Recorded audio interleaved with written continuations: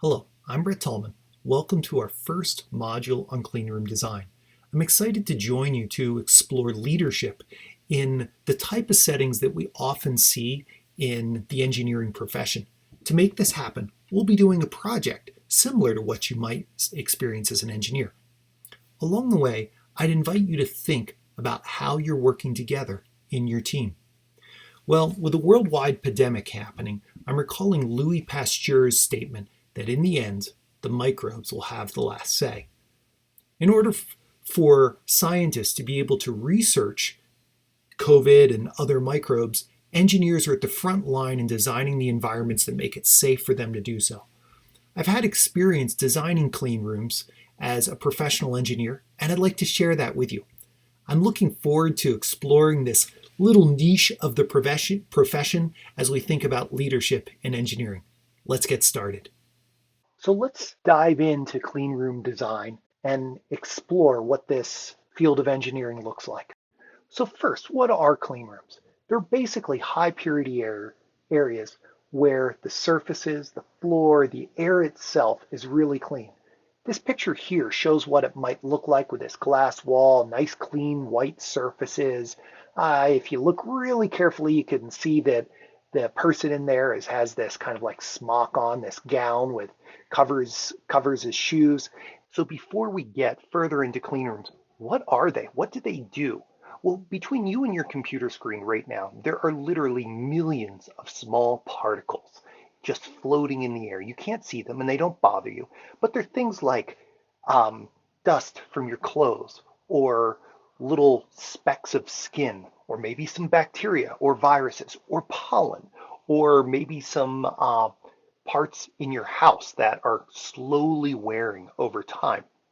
You can imagine in an operating room scenario, say somebody's getting open heart surgery, just having all of this type of dust, bacteria, or viruses could be a real problem. And so we try and keep the air clean. Clean rooms provide an even more controlled area. So let's imagine that you're packaging an implant into somebody's organ. You want to have an environment that is as pure as possible to prevent any bacterial growth. Or let's say you're building semiconductor subassemblies, and in this scenario, just the smallest particle in the wrong location could be catastrophic towards the operation of the subassembly. One can also imagine creating a complicated unit that's being sent out to space. Think of the Hubble Space Telescope. Every small particle in that assembly is going to compromise the resolution of the satellite.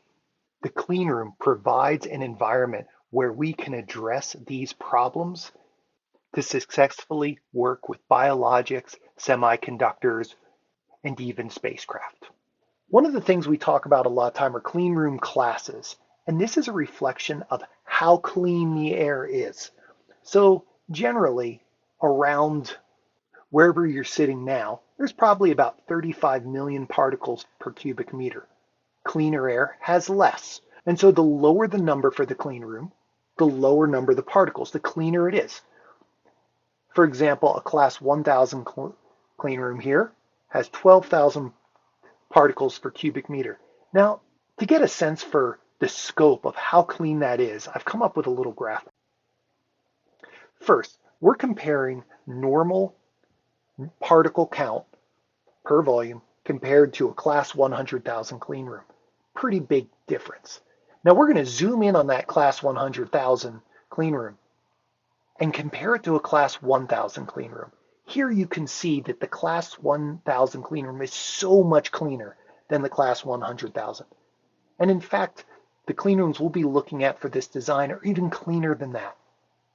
So how do we get there? Well, it starts with us. Contaminants come from nature, so you can imagine particles, dust, dirt, viruses might be a timely example. And then in addition, the big one is you. Every time you cough, every time you rub your arm, particles come off. When you move your skin or when you move your clothes, particles come off. So you can see the person on the left is wearing a smock that somewhat reduces that impact, has a hairnet as well as some booties over her feet. However, for true containment, you're looking at the gown on the right, which has all skin surfaces covered, and this person actually should be wearing at least one set of gloves, if not two. Now, if we can reduce the contaminants, that's only half the battle. The other is to purge the contaminants. This is where one of the big ways we do that is through lots of airflow. We just blow tons of air through that space. And you can look in this picture. At the top, you can see these grayish rectangles that are filter units. These are blowing air into the clean room. But it's not just any air, it's highly filtered air. So there are these special filters that are like a foot deep. They were developed as part of the Manhattan Project, and they serve us well now to deliver really pure air. Now, how can we understand these clean rooms? Where you're standing, looking at that person in the clean room, we can imagine that we're going to take a schematic view. So take a look at the right. This is what we call an elevation view. You can see in the main space, the filter unit is blowing cool air, represented by blue arrows, that heats up during its journey through the space and turns into warm air, which returns through the wall and then back into the HVAC. And this is how cooling happens. We can also see that there are lights shining down so that the person can work in clear conditions. But here you can see that this schematic serves us well because it shows that the air is truly flowing in that space, even if the photograph can't capture it. Now, as we look in this space, we notice that it's a nice workspace, there's good lighting, and we'll infer right now that the person is comfortable. Maybe it's a good temperature and the humidity is at a good level. But most importantly, the absolute essential for the clean rooms is that they are clean. The air has to meet the criteria for the cleanliness demanded. So these four are the essential aspects of the clean room project that we're going to focus on. I hope that this brief introduction to clean rooms, seeing how they function in the engineering world, as well as exploring the four core aspects of what makes them function, is interesting and has given you a little bit of an insight into this area of engineering. This should equip you now to individually explore one of these four areas so that as a team, you can successfully design a small semiconductor clean room. Good luck.